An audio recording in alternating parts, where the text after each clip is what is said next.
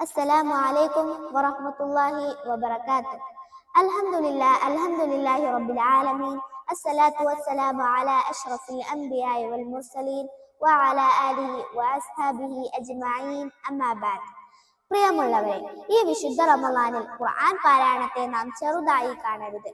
പരലോകത്ത് നമ്മുടെ ശുപാർശകനായി പരിശുദ്ധ ഖുർആൻ വരുമെന്ന് പ്രവാചകൻ പഠിപ്പിച്ചതുപോലെ ഖുർആൻ പാരായണത്തിന്റെ പ്രാധാന്യത്തെക്കുറിച്ച് അള്ളാഹു വിശുദ്ധ ഖുർആനിലൂടെ വിവരിക്കുന്നുണ്ട്. വിശുദ്ധ ഖുർആൻ 35-ാം അധ്യായം സൂറ അൽ-ഫാത്തിറിലെ 29-ാം വചനത്തിലൂടെ അള്ളാഹു പറയുന്നത് കാണുക. ഇന്നല്ലദീന യതലൂന കിതാബല്ലാഹി വഅഖാമുസ്സലാത മിമ്മാ റസഖനാഹും സിർറൻ വഅലാനിയതൻ യർജൂന തിജാറതൻ ലൻ തബൂർ.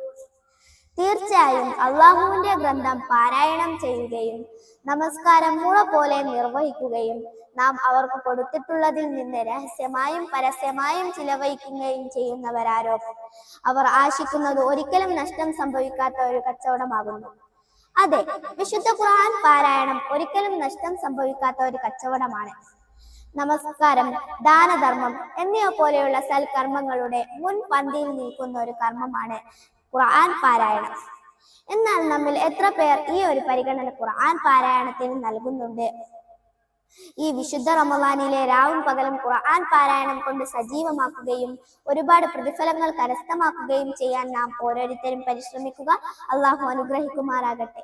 وآخر دعوانا أن الحمد لله رب العالمين. السلام عليكم ورحمة الله وبركاته.